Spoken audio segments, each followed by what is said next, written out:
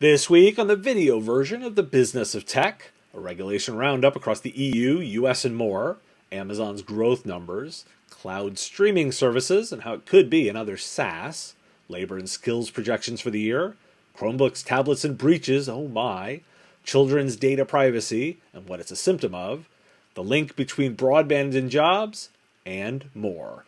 Hit that like and subscribe button, and let's dive into this week's stories.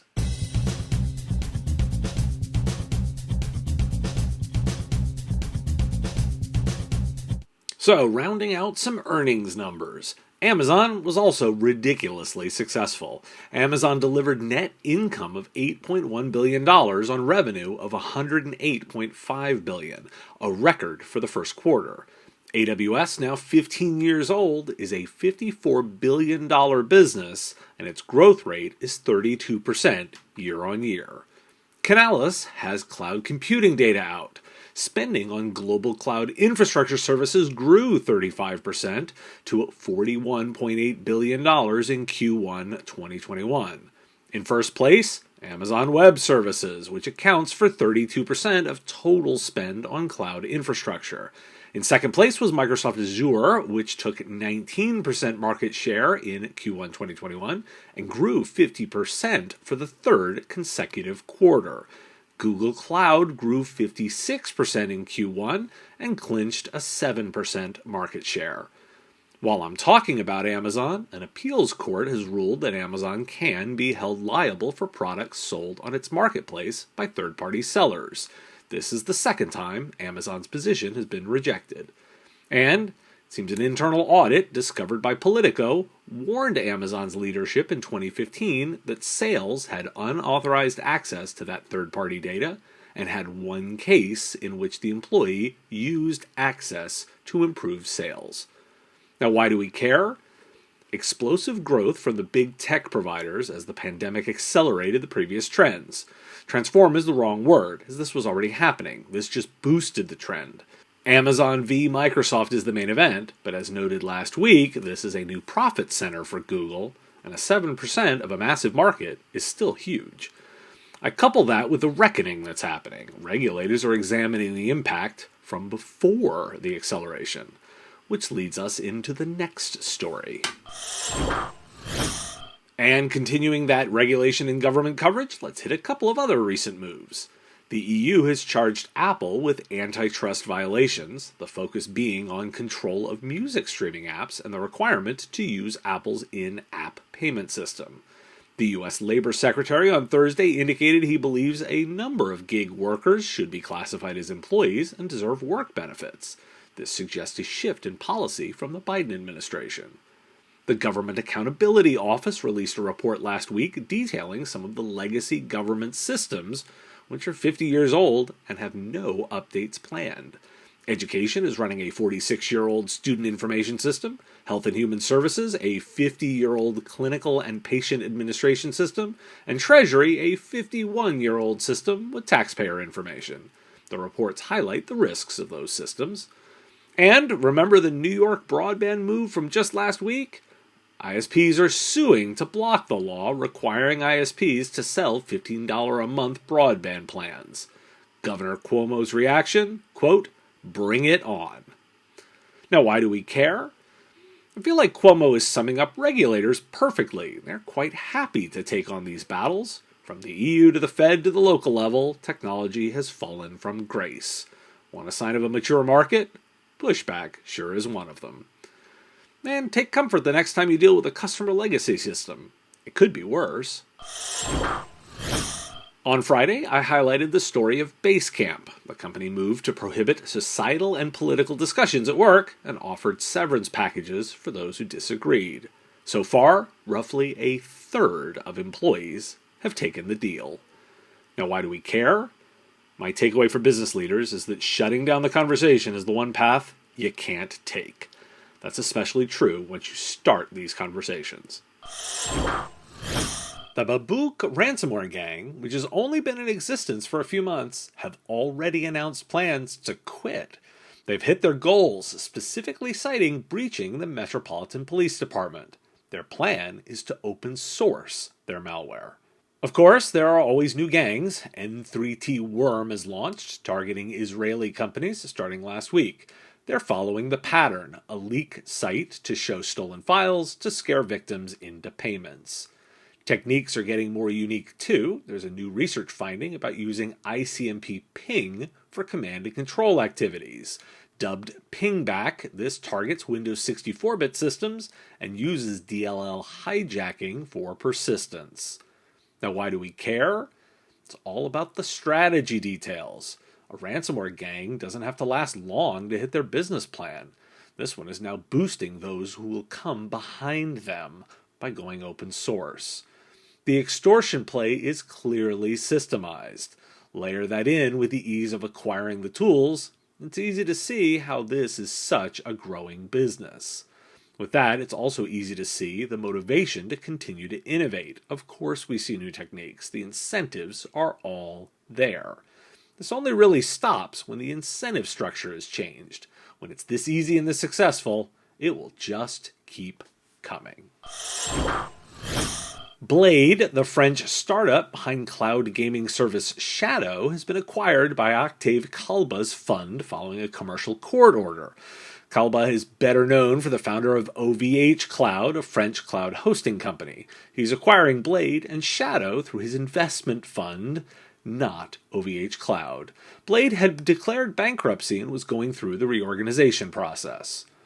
While I'm not focused on the Epic versus Apple court case until it's over, there's details in that case about Walmart's unannounced cloud gaming service, codenamed Project Storm.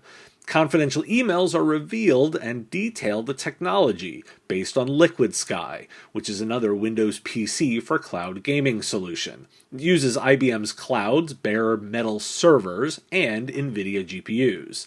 The service is not launched, and it's unknown if Walmart plans to continue. Let's also cover Mighty, not usually one for products, but Mighty, which is a cloud streaming Chromium browser.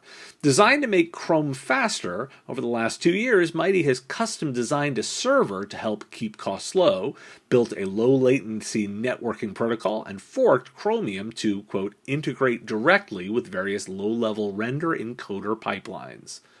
Now, why do we care? I've covered Microsoft's Cloud PC initiative before, and I just want to highlight all of the various cloud and application streaming options in play. Microsoft has xCloud too in the gaming space. I liken streaming to another form of SaaS. It's why I noticed this space. If you connect this with zero trust, and you can isolate out applications fully and not trust the device below, there's some reason to care as this space develops. The gaming use case is a brutal one for responsiveness, so if it works for gaming, it will work for most scenarios. That's the interest to track these. I also can't resist commenting that the solution to make Chrome faster is a giant cloud supercomputer rather than just making it faster.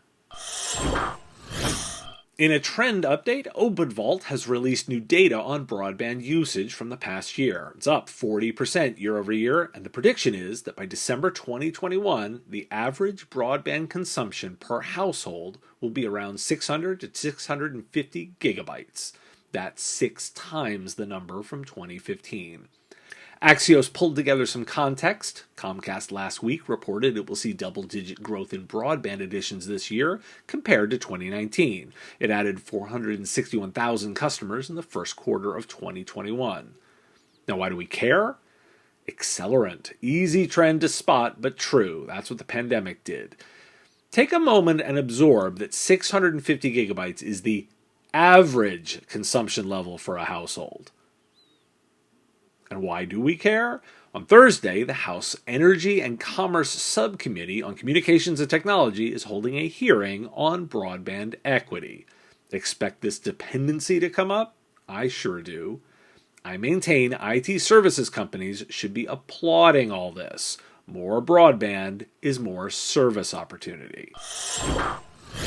Let's take a wander through all the latest market data.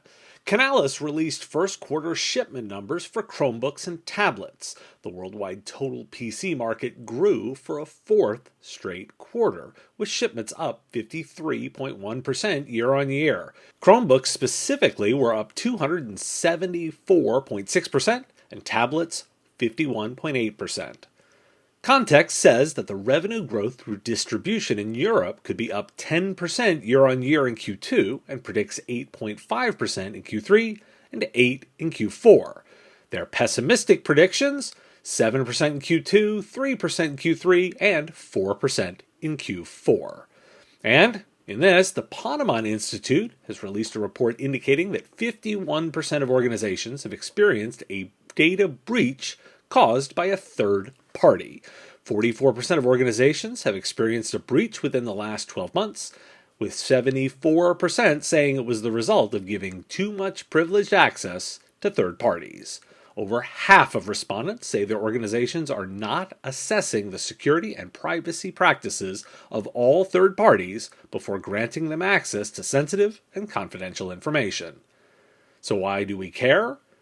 Can't resist combining a little explosive growth with terrifying data problems. Now let's break it down. Can't help but highlight how non-traditional devices like Chromebooks and tablets are growing faster than traditional desktop PCs, which notably continue to slow. It's an expansive view of computing that outperforms. Now combine that with the added complexity. A lot of security is about overexpansive trust, giving too much away and then not watching that ongoing. And there's your opportunity in IT services. And some details around labor and staffing. The U.S. Department of Labor has withdrawn a rule put forth during the Trump administration designed to make it more difficult to reclassify gig workers as employees. Among the reasons cited for reversing the rule, the Labor Department says it was in tension with the Fair Labor Standards Act of 1938 and would have undermined current jurisprudence on gig work in the U.S. Forrester has released data showing enterprise spending on tech staff is set to rise 4.6% in 2021 and another 5.4% next year. Further quoting CIO Dive, in April 2020, Forrester had forecast spending on CIO staff to decrease at best by 1.4% over 2019 numbers. At worst, the firm said spending would shrink by 3.3%. Though the forecast fluctuated throughout 2020 in response to the pandemic, the end result was a forecast 3.6% contraction in CIO staff spending. Overall tech spending is projected to rise 6% in 2021. Similarly, Forrester expects companies to grow their outsourcing costs by 6% in 2021 and another 6.8% in 2022. And in new CompTIA skills data, 7 in 10 HR professionals surveyed who work with IT personnel said they plan a substantially increased effort to help workers reskill in the coming year, with larger firms reporting a particularly strong emphasis in that area. Nearly 80% of IT HR professionals employed at such companies rated reskilling or upskilling as more important for the coming year, in contrast to 68% at medium-sized firms and 52% at smaller businesses. Of course, they need to work together. Netscope's report into CIOs say half lack a collaboration between specialist teams, and there's a disconnect between network and security. Now, why do we care?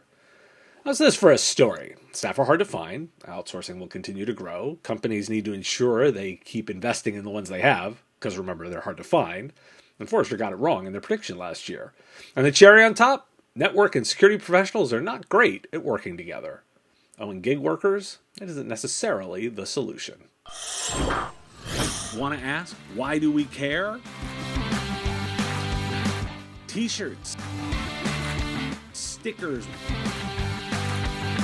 water bottles, and even aprons. Pick up some of our great stuff at the link in the description below and support the show directly.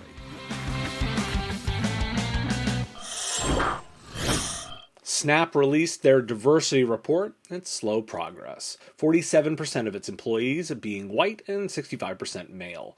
However, there are some areas of significant progress. Snap, it says it increased the number of women on its board of directors to 50% from 37.5%. Other improvements were smaller, with a tiny rise in women's representation across the company, 32.9% to 33.1%, and a similarly small increase in underrepresented racial groups among leadership. Meanwhile, Hispanic representation decreased from 6.9% to 6.8%, and Asian representation in leadership decreased from 16.5% to 14.3%. Now, why do we care? It's the self-reporting that I care about. These numbers are far better than the IT leadership reports I generate for the IT services industry. Self-reporting is a level of accountability that does seem to work. And if you want to self-report your numbers, visit businessof.tech and click Diversity Report. So let's talk about data and trust, starting with children's data, which may be flowing to advertisers without informing users or parents. Nonprofit Me2B Alliance audited a random sample of 73 apps from 38 schools in 14 states across the country and found that 60% of these apps were sending student data to a variety of third parties. Roughly half of the apps were sending student data to Google, while 14% were sending data to Facebook. On average, there were 10.6 third-party data channels per app. The study identified 56 unique SDKs used by the apps, most of which were owned by companies like Google, Facebook, Apple, Amazon, Square, and Twitter. 100% of the Android apps that included SDKs sent data to Google, the report found.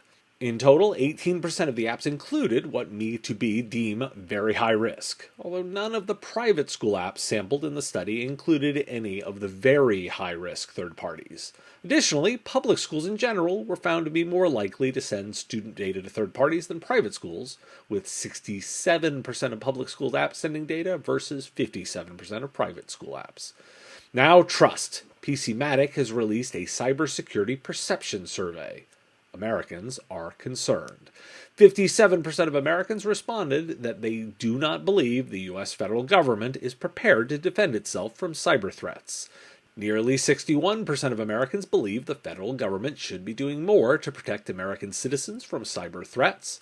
46% of IT professionals lack confidence in the U.S. government's ability to defend itself against a cyber attack. Just over 40% of Americans would like to see the U.S. Congress pass cybersecurity-related legislation, and only a quarter of Americans believe Congress needs to allocate more funding to preventing cybersecurity attacks. Now, why do we care? If you wonder why trust is being eroded, just add this to the list. My main interest here is the value of actually doing this data management. I think there's big value in helping customers understand what data they're collecting and how they're using it, as well as making sure that the data flows out of an organization is being tracked and audited. Did these schools know this was happening?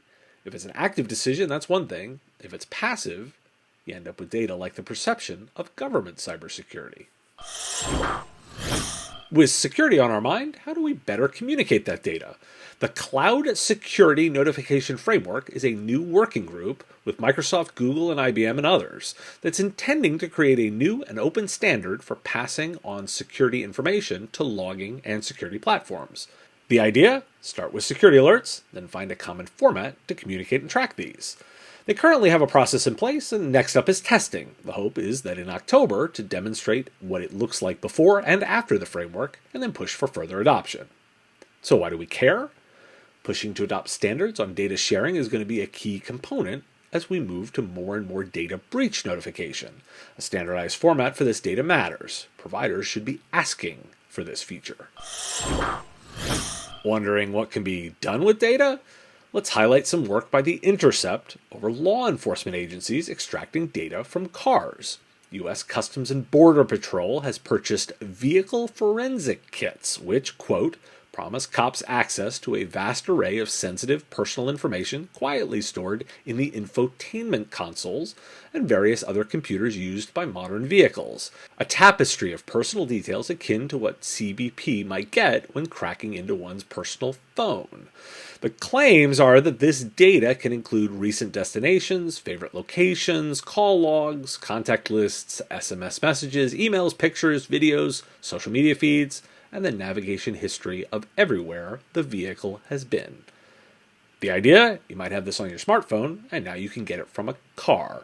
The fear? That information will easily trickle down to other law enforcement. So why do we care? For not being a data security only podcast, there's sure a lot of this recently.